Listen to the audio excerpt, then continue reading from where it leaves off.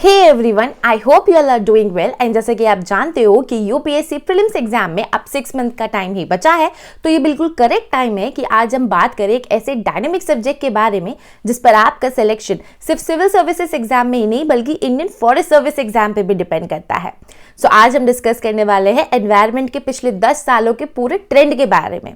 लेकिन आगे बढ़ने से पहले अगर आप यूपीएससी में अपने सिलेक्शन के चांसेस और बढ़ाना चाहते हैं और जानना चाहते हैं कि इकोनॉमी या पॉलिटी जैसे सब्जेक्ट में पिछले 10 सालों में यूपीएससी का क्या ट्रेंड रहा है, किस तरीके के क्वेश्चंस यूपीएससी ने पूछे हैं, या फिर कौन से ऐसे एरियाज हैं जिन पे आपको बिल्कुल फोकस करना है, पढ़ना मैंडेटरी है, एंड कौन से ऐसे एरियाज हैं जिन पे आपको अपना बिल्कुल भी कोई टाइम वेस्ट नहीं करना है, या फिर अगर आप लिमिटेड टाइम फ्रेम में practically without being demotivated UPSC की प्रिपरेशन अभी भी स्टार्ट करना चाहते हैं फॉर नेक्स्ट ईयर, तो आप इन वीडियोस को रेफर कर सकते हैं जिनका लिंक मैंने आई बटन एंड डिस्क्रिप्शन दोनों जगह मेंशन कर दिया है। तो चलिए अब वीडियो को स्टार्ट करते हैं। आप देख रहे हैं थिंक बेसिक फोक्स, मैं हूं Saumya Singh and let's make the learning simplified.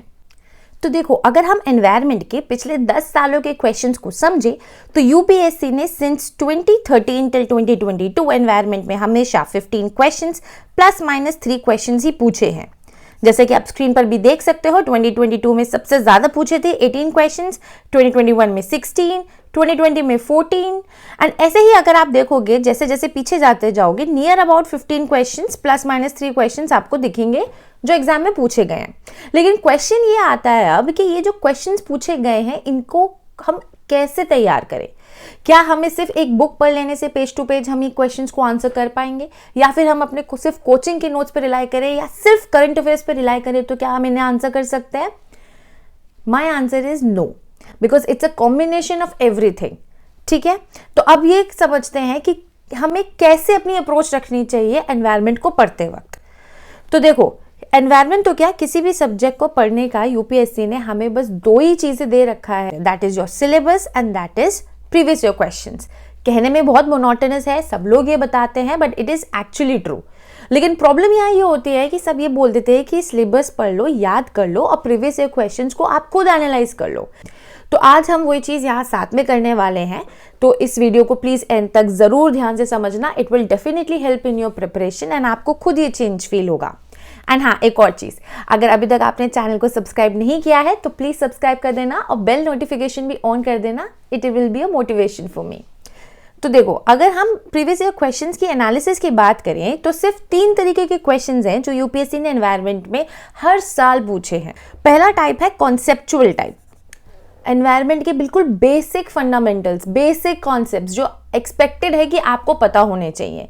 हाँ, ये बोल सकते हैं कि थोड़ा सा ट्रिकी करके वो पूछ लेते हैं कई बार, जिससे आपको वहाँ पे सोचना पड़ेगा। अगर आप कॉन्सेप्ट्स के बारे में जानना चाहते हो या ये जानना चाहते हो कि एनवायरनमेंट को पढ़ना कैसे चाहिए, क्या अप्रोच होनी चाहिए एनवायरनमेंट को पढ़ते वक्त, बिकॉज आप उसको पेज टू पेज नहीं पढ़ सकते जैसे कि मैंने आपको बताया, it will not help you and plus आपको बल्कि भी लगने लगेगा। तो आप इस वीडियो को रेफर कर सकते हो, इसका भी लिंक मैंने आई बटन डिस्क्रिप्शन में दे दिया है। तो ये तो हो गई कॉन्सेप्चुअल टाइप ऑफ क्वेश्चंस जो एग्जाम में पूछे जा रहे हैं। दूसरे हैं फैक्ट्स, सिंपल फैक्ट्स होते हैं, लेकिन ये फैक्ट्स ऐसे हैं जो हमसे स्किप हो जाते हैं। आप खुद जब क्वेश्चंस देखोगे, मैं आपको अभी आगे दिखाऊंगी, आपको रियलाइज होगा। फैक्ट्स में भी ज्यादातर ऑर्गेनाइजेशंस पूछ लेता है यूपीएससी, बहुत सिंपल ऑर्गेनाइजेशंस, या फिर कोई गवर्नमेंट बॉडी हो गई। इस टाइप के जो मतलब इंस्टीट्यूशंस हैं एनवायरनमेंट के, they are very important, you can not neglect them. Book में दिए हुए हैं, बट आपको करंट अफेयर्स में भी रेगुलरली ट्रैक रखना है कि कौन सा इंस्टीट्यूशन न्यूज़ में चल रहा है, या कोई स्पेसिफिक काम है जो किसी इंस्टीट्यूशन ने किया है या कोई एक्शन लिया है। इन चीज़ों पे आपको ध्यान रखना है। जैसे कि आपका गवर्नमेंट बॉडीज़ में मैं अगर बताऊं तो आपका सीपीसीबी हो गया, या ऑर्गेनाइजेशंस में आपका यूएनएफसीसी हो गया, जिनकी हर साल मीटिंग होती है क्लाइमेट चेंज को लेके, व्हाटएवर। ठीक है, तीसरा टाइप है रीसेंट न्यूज़। अब रीसेंट न्यूज़ में भी क्या होता है ना, बहुत सारी न्यूज़ आती है एनवायरनमेंट की, और मैं ये कहूँगी सारी न्यूज़ काफ़ी हद तक इंपॉर्टेंट भी होती है, बिकॉज बहुत डायनेमिक है एंड यूपीएससी इज अनप्रिडिक्टेबल, क्या पूछे पता नहीं। बट लेकिन अगर हम सिर्फ अभी आगे जैसे एनालिसिस देखेंगे, आपको खुद दिखेगा कि स्पीशीज़ की जब बात आती है, रेगुलरली हर साल यूपीएससी एक क्वेश्चन स्पीशीज को लेकर पूछता ही पूछता है, और वो भी बर्ड्स के बारे में पूछता है। ये क्यों पूछता है ये हम आगे देखेंगे अभी। एंड दूसरा रिन्यूएबल एनर्जी, एक क्वेश्चन आपको रिन्यूएबल एनर्जी से हमेशा मिलेगा, and it will not be a conceptual question और a very theoretical question, it will always be a current affair question. तो ये कुछ एनालिसिस हैं जो आपको अपने खुद बनाने पड़ेंगे इस वीडियो को अच्छे से समझ के, ठीक है। तो अब अगर हम पूरा आप ये चार्ट देखो अच्छे से, तो मैंने एनवायरनमेंट को कुछ कैटेगरीज में डिवाइड किया है बिकॉज यहीं से यूपीएससी क्वेश्चंस पूछ रहा है, ठीक है। अगर आप देखोगे तो टोटल पिछले 10 सालों में यूपीएससी ने 151 क्वेश्चंस पूछे हैं एनवायरनमेंट से। अब यहाँ पे एनालिसिस देखो कितना ज़्यादा इंपॉर्टेंट है। तो अगर हम कॉम्प्रिहेंसिवली ही बात करें तो यू कैन सी कि सबसे ज़्यादा क्वेश्चंस यूपीएससी ने कॉन्सेप्चुअल, जैसे एनवायरनमेंट एंड इकोलॉजी वाला पार्ट हो गया, लेकिन बहुत डायरेक्ट कॉन्सेप्चुअल नहीं, कोई टर्मिनोलॉजी हो गई या फिर कोई ऐसा कॉन्सेप्ट होगा जिसमें आपको थोड़ा सा दिमाग लगाना पड़ेगा, इस टाइप के क्वेश्चंस पूछे हैं। पोल्यूशन यूपीएससी का सबसे फेवरेट एरिया है, लगातार आप देख सकते हो पिछले 5 ईयर्स में स्पेसिफिकली, चाहे ये एनवायरनमेंट एंड इकोलॉजी हो, चाहे पोल्यूशन हो, चाहे क्लाइमेट चेंज हो, यहाँ से लगातार क्वेश्चंस आ रहे हैं, लगातार, एंड काफ़ी ज़्यादा क्वेश्चंस आ रहे हैं। अगर मैं सिर्फ इन्हीं 3 कॉलम्स की बात करूं तो अगर UPSC 15 questions in a year पूछ रहा है तो 15 में से नियर अबाउट 8 to 10 क्वेश्चंस तो इन्हीं 3 एरिया से है, ठीक है। अब इन्हीं सारे एरियाज को एक एक करके लास्ट 5 ईयर्स के अकॉर्डिंग डिकोड भी कर लेते हैं। ये पूरा लास्ट 10 ईयर्स का चार्ट है, आप इसको देख सकते हो वीडियो को पॉज करके, इसका स्क्रीनशॉट भी ले लेना if you want to keep it with you. अब देखते हैं कि पिछले 5 ईयर्स में यूपीएससी ने किस तरीके के क्वेश्चंस पूछे हैं। तो सबसे पहले अगर मैं पोल्यूशन की बात करूं तो देखो 2022 में पोल्यूशन के रिगार्डिंग, हाँ मैं यहाँ पे आपको एक ट्रिक बताती हूँ। यूपीएससी ज़्यादातर पोल्यूशन में क्या करता है कि जितने भी टाइप्स ऑफ पोल्यूशन है ना अलग अलग, उनके सोर्सेस पे क्या तो क्वेश्चन पूछता है या उनके कंसर्न्स पे क्वेश्चन पूछता है। ये 2 बहुत फेवरेट एरियाज है पोल्यूशन के अंडर भी। तो ये एक एनालिसिस है, इस टाइप की एनालिसिस आपको निकालनी है, आपको भी समझनी है। वैसे तो मैं ऑलरेडी वीडियोस हर सब्जेक्ट के एनालिसिस पे ला रही हूँ, लेकिन व्हाट यूपीएससी एक्सपेक्ट्स इस तरीके से अगर आप डिकोड करके चलोगे क्वेश्चंस को, it will help you a lot in your preparation. जब आप पढ़ोगे न्यूज़पेपर में कहीं भी आपका दिमाग बिल्कुल स्ट्राइक करेगा कि भाई सोर्सेज है, इस पे एक बार ही ध्यान दे लो, ठीक है। एक्टिव लर्निंग जिसे कहते हैं ना, देन एंड देयर, वो आपकी होने लगेगी। तो पोल्यूशन में अगर आप देखो 2022 में एसिड रेन के सोर्सेज पूछे हैं, उसके बाद WHO की एयर क्वालिटी की गाइडलाइंस के बारे में था, फिर मीथेन एंड नाइट्रस ऑक्साइड के सोर्सेज पूछे हैं। 2021 में अगर आप देखोगे तो कॉपर स्मेल्टिंग के कंसर्न्स पूछे हैं, मैग्नेटाइट पार्टिकल के सोर्सेज पूछे हैं। 2020 में बेंजीन पोल्यूशन के सोर्सेज पूछे हैं, कार्बन फुटप्रिंट कैसे डिक्रीज करे, या कोल ऐश हो गया उसके बारे में। ऐसे ही 2019 में माइक्रोबीट्स के बारे में, बायोमास के बारे में, इन सब पे क्वेश्चंस पोल्यूशन पे पूछे हैं यूपीएससी ने, ठीक है। तो अगर आप यहाँ पे सारे पिछले 5 साल के देखो तो आपको क्वेश्चंस में क्या दिखेगा, एक वर्ड रिपीट होता हुआ, सोर्सेस, जो मैंने अभी बताया। तो पोल्यूशन पढ़ते वक्त सोर्सेस पे ज्यादातर अच्छे से ध्यान देना और कंसर्न्स पे भी। अब एक क्वेश्चन भी पोल्यूशन का देख लेते हैं जो 2022 के पेपर में पूछा था, that was about WHO air quality guidelines. ये आपको यहाँ पे सिंपल 4 स्टेटमेंट्स दे दी और आपको ऑप्शंस दे दिए। अब आपको इसमें से करेक्ट आंसर निकालना है। तो वही चीज़ मैं बार बार आपको बोल रही हूँ कि बहुत सिंपल नहीं होने वाला है कोई भी चीज़, लेकिन अगर आप उसको सिंपल तरीके से समझ के पढ़ोगे ना, अपने कॉन्सेप्ट को क्लियर करते हुए, इवन इन करंट अफेयर्स, ठीक है, तो आपको काफ़ी हेल्प होगी अपने आप इस क्वेश्चन को आंसर करने में। अब आगे चलते हैं। एनर्जी रिसोर्सेज की बात करें तो जैसा कि मैंने आपको बताया कि हर साल एक क्वेश्चन आता है, करंट अफेयर से ही आता है। जैसे 2022 में सोलर एनर्जी के ऊपर क्वेश्चन था, लार्जेस्ट सोलर पार्क कौन सा है, सोलर पावर्ड एयरपोर्ट कौन सा है, largest floating solar photo electric project कौन सा है। 2021 में फर्नेस ऑयल के बारे में था, 2020 में नेशनल पॉलिसी एंड बायोफ्यूल्स के बारे में था। इसी तरीके से आपको जो है एक करंट अफेयर्स का क्वेश्चन देखने को मिलेगा।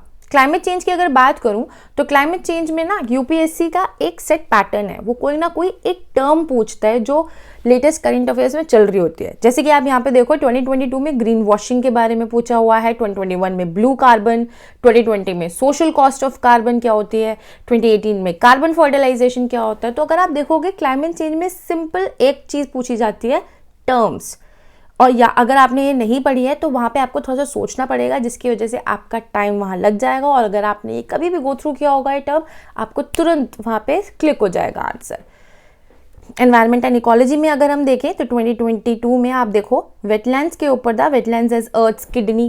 कहने को ये वेटलैंड के बारे में आप सब पढ़ते हो, सब समझते हो, बट लेकिन जब ऐसे क्वेश्चन एकदम से वहाँ पे आते हैं तो हर किसी को मैं ये बोलूँगी एक बार तो सोचना बनता है कि यार हम सही जा रहे हैं ना, सही अप्रोच सोच रहे हैं। तो ये एनालिसिस आपको करना बहुत ज़्यादा ज़रूरी है हर टाइम, हर सब्जेक्ट के लिए। और फिर करके छोड़ना नहीं है, करने के बाद उसको माइंड में भी रखना है कि आप अगर ये वीडियो देख रहे हो तो आप रेगुलरली इस वीडियो को सिर्फ एक बार ही देख के स्किप आउट कर रहे हो, या आप इस वीडियो को देख के इन फोटोज़ को ले सकते हो, उसको आप थोड़ा सा ना टाइम टू टाइम देखते रहो, ठीक है, या वीडियो को देखते रहो टाइम टू टाइम, ताकि आपको ये चीज़ें माइंड में बनी रहे। So till the time you complete your subject everything is very much clear in your mind, and आपका कॉन्फिडेंस लेवल ना इतना ज़्यादा हो जाएगा, ओवर कॉन्फिडेंट नहीं हो गए आप, क्योंकि आपको पता है कि from where UPSC is asking and आपने अपनी प्रिपरेशन उसी अकॉर्डिंग अलाइन की है। So you will be in a very well position to answer questions, चाहे वो किसी भी तरीके के हों एग्जाम में। 2021 में अगर आप देखो तो ट्रॉपिकल रेन फॉरेस्ट के ऊपर था, फाइटोप्लैंक्टन्स के ऊपर था, 2018 में ऐसी लीफ मॉडिफिकेशन के ऊपर था, ऐसे ही हाँ स्पीशीज़ को लेकर भी मैंने जैसे आपको बताया कि एक क्वेश्चन यूपीएससी स्पीशीज़ को लेकर हर साल पूछता है, जो कोई नई स्पीशी डिस्कवर हुई है या फिर कोई ऐसी स्पीशी है जो बहुत क्रिटिकली इंडेंजर्ड थी और अब इम्प्रूव हो गई है उसकी पोजीशन IUCN की रेड लिस्ट में। अब कई बार एक क्वेश्चन होता है जो काफ़ी ज़्यादा पूछते हैं बच्चे अपने डाउट्स कि क्या हमें सारी स्पीशीज़ याद करनी है IUCN की, तो ऐसा नहीं है।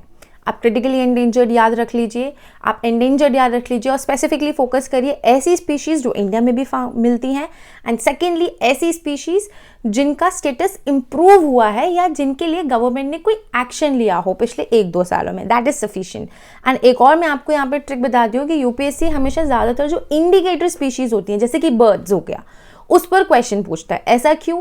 क्योंकि जो इंडिकेटर स्पीशीज़ है यही बताती है आपको एक एरिया की इकोलॉजी या एनवायरमेंटल स्टेटस के बारे में। जैसे अगर फॉर एग्जांपल मैं बोलूँ कि अगर कहीं पे बहुत ज़्यादा बर्ड्स हुआ करती थी आज से 5 या 10 साल पहले, और अब वहाँ पे बर्ड्स ने अपना ग्राउंड ही छोड़ दिया है, वहाँ पे वो बिल्कुल दिखती ही नहीं है, तो इट मीन्स कि वहाँ का एनवायरमेंट, वहाँ की इकोलॉजी काफ़ी ज़्यादा डिग्रेड हो चुकी है। तो इस तरीके के क्वेश्चंस यूपीएससी पूछ रहा है। He wants to know about your understanding, कि आपने कितना समझा है एनवायरनमेंट को, आप कितना एनवायरनमेंट से कंक्लूजन निकाल सकते हो चीज़ों का समझ के, बेसिक सिनेरियो को, ठीक है।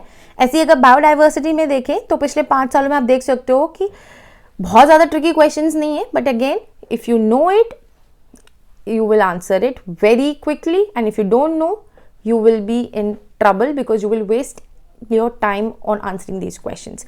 2022 में जैसे कि आप देख सकते हो कल्टिवेटर फंगाई के ऊपर था, गुची फंगस के ऊपर क्वेश्चन पूछा था, 2021 में फिल्टर फीडर्स, 2020 में इंडियन एलिफेंट्स के ऊपर था।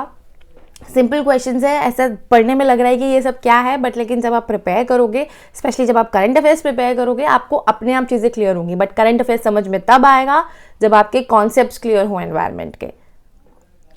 ऐसी एक्ट्स एंड लेजिस्लेशंस की अगर हम बात करें तो पिछले 5 साल में आप देख सकते हो कि 2022 में वाइल्ड लाइफ प्रोटेक्शन के ऊपर पूछा हुआ था, एनवायरमेंटल प्रोटेक्शन एक्ट के ऊपर भी पूछा हुआ था, 2020 में schedule 6 of wild life protection act के ऊपर पूछा था, 2019 में एनवायरमेंटल प्रोटेक्शन एक्ट 1986 पे था। तो अगर आप देखोगे कि ये जो एक्ट, जिन एक्ट्स के ऊपर यूपीएससी क्वेश्चन पूछ रहा है, ये काफ़ी इंपॉर्टेंट एक्ट्स है जो बुक्स में भी दिए हैं, but at the same time आपको अपने आप को अपडेट भी रखना है with current affairs around it, कि कोई डेवलपमेंट हुई है क्या, बिकॉज वहां से वो क्वेश्चन निकाल लेगा। ऑर्गेनाइजेशंस की अगर मैं बात करूं तो देखो यूपीएससी हर साल ऑर्गेनाइजेशन का क्वेश्चन पूछता ही है। ज़्यादातर वो ऑर्गेनाइजेशन इंटरनेशनल ऑर्गेनाइजेशन होती है, वो भी ऐसी जो न्यूज़ में हो। जैसे कि 2022 में आप देख सकते हो द क्लाइमेट ग्रुप के ऊपर था और इंटरनेशनल एनर्जी एजेंसी के ऊपर था। ये कंबाइंड क्वेश्चन था बेसिकली। 2021 में यूनाइटेड नेशन क्लाइमेट समिट के ऊपर था, 2020 में सेंट्रल ग्राउंड वाटर अथॉरिटी के ऊपर था, 2018 में आपका global alliance for climate smart structure के ऊपर था। तो ज़्यादातर मतलब ठीक है, ऐसा नहीं है कि इंडियन नहीं पूछ सकते, बट लेकिन हाँ ज़्यादातर चांसेस ये है कि इंटरनेशनली पूछेंगे। So you where you have to focus more, you need to know about it. अगर मैं ये सिंपल बात करूँ नेशनल पार्क्स की या टाइगर रिजर्व्स की या बायोस्फीयर रिजर्व्स की, तो आप देखो 2022 में वेटलैंड के ऊपर क्वेश्चन था, 2020 में डेजर्ट नेशनल पार्क पूछा हुआ था, फिर protected areas in Kaveri basin के ऊपर क्वेश्चन था, ठीक है। फिर एस्कॉट वाइल्ड लाइफ सेंचुरी या गंगोत्री नेशनल पार्क के ऊपर क्वेश्चन था, 2019 में valley of flowers national park पूछा हुआ था, 2018 में पखुई वाइल्ड लाइफ सेंचुरी पूछी हुई थी। पूछी बिल्कुल सिंपल चीज़ है, अगर आपको पता है तो आप ये कर सकते हो। एंड अगर आप चाहते हो कि बायोस्फीयर रिजर्व्स या नेशनल पार्क या सेंचुरीज या टाइगर रिजर्व्स, वेटलैंड्स, किसी पर भी अगर आप चाहते हो कि मैं एक डेडिकेटेड वीडियो बताऊं, तो आप प्लीज़ कमेंट्स में ज़रूर बता देना। I will surely help you out in that. Forest report के ऊपर अभी तक यूपीएससी ने सिर्फ एक ही बार क्वेश्चन पूछा है, ये ज़्यादातर मेंस के लिए इंपॉर्टेंट होता है। प्रीलिम में बस एक बार पूछा था, दैट वाज इन 2019, ठीक है। अब एक क्वेश्चन देख लेते हैं यहाँ पे। ये ऑर्गेनाइजेशन का क्वेश्चन था, जैसे कि मैंने आपको बताया क्लाइमेट ग्रुप को लेकर के 4 स्टेटमेंट्स दी हुई हैं। इसी में ही 2 ऑर्गेनाइजेशंस डाल दी हैं और फिर आपसे पूछ लिया है। ये मैं आपको एक बेसिकली साथ साथ कुछ क्वेश्चंस दिखाते चल रही हूँ ताकि आपको पता रहे कि किस तरीके के क्वेश्चंस यूपीएससी आपसे पूछ सकता है। ये बिल्कुल लेटेस्ट क्वेश्चन है 2022 के, ठीक है। बाकी ये वेटलैंड का क्वेश्चन एक देख लीजिए आप, ये 2022 में पूछा था और ये बहुत ही इंटरेस्टिंग क्वेश्चन था बिकॉज क्वेश्चन वाज कि आपको पेयर्स में वेटलैंड्स मेंशन कर दिए हैं, स्टेट और वेटलैंड्स के नाम, और फिर पूछ लिया है कि बताइए कि कौन सा पेयर, कितने पेयर्स ऊपर में से सही मैच करते हैं। ये एक न्यू एडिशन था, न्यू टाइप ऑफ क्वेश्चन का एडिशन बोल सकते हैं इसको। तो अब इसमें क्या है कि जब तक आपको हर एक के बारे में नहीं पता है इंडिविजुअली तो आप उसको फिर आंसर नहीं कर पाओगे, आपको मार्क करने में थोड़ा सा डर ज़रूर लगेगा, काफ़ी ट्रिकी क्वेश्चंस हो जाते हैं जब ऐसे आते हैं। और यहाँ पे गलत करने का मतलब है बिकॉज ऐसे नियर अबाउट 8 क्वेश्चंस थे 2022 में, आपके सिलेक्शन के चांसेस आप खुद ही नीचे गिरा रहे हो। तो प्रिपरेशन किस लेवल की होनी चाहिए, आई होप एनवायरनमेंट के रिस्पेक्ट में आज आपको ये अच्छे से समझ आया होगा। अगर आपको ये वीडियो अच्छी लगी, वैल्यूएबल लगी, तो please do like this video and do share it among your friends. And हाँ, अगर अभी तक चैनल को सब्सक्राइब नहीं किया है तो प्लीज़ सब्सक्राइब भी कर लीजिएगा एंड बेल नोटिफिकेशन भी ऑन कर लीजिएगा। मैं बहुत जल्द मिलूंगी आपसे नेक्स्ट वीडियो में, तब तक के लिए prepare hard, be motivated and take care.